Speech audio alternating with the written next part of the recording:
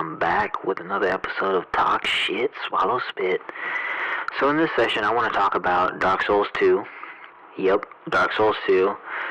So if you are a Soulsborne person, and you are familiar with all the games that Miyazaki has released, you should know there's one black sheep of the family. That is Dark Souls 2. Dark Souls 2, okay. A lot of people have had bad experiences with this game. Vanilla, Shrine of Amana, pretty fucking bad.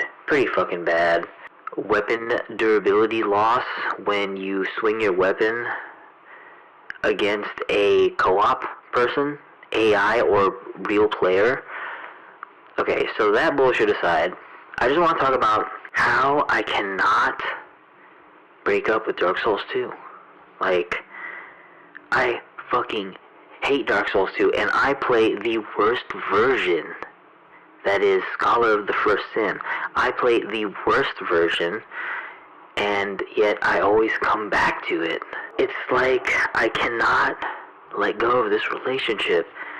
I've had so much bad times with Dark Souls 2, but I keep playing it, and when I make a new tune in Dark Souls 2, it's so fun.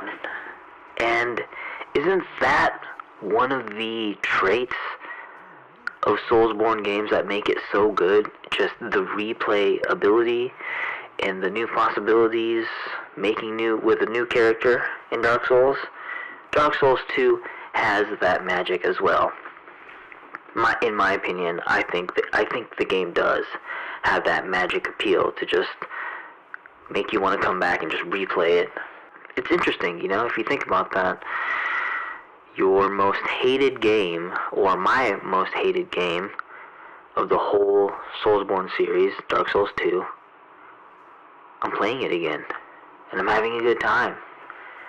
So a quick recap of what's going on is I'm making a pure sorcery build in Dark Souls 2, Scholar of the First Sin, and I'm having a fucking blast. It's spectacular. Like, it's so fun. Even though Dark Souls 2 is so flawed, like, the role and the need for adaptability, it's all so good. It's so bad good. Dark Souls 2 is hated / loved in our community. So, what is it? Here are a few characteristics about Dark Souls 2 that I enjoy. The character models are much more attractive in Dark Souls 2 than Dark Souls.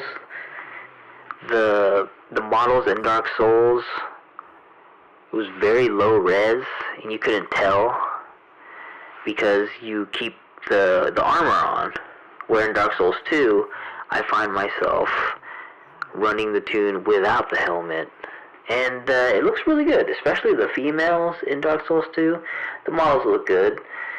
And the worlds, it feels like a lot of the worlds are not consistent. They don't follow a flow to it. It's just, hey, you're here in this ship.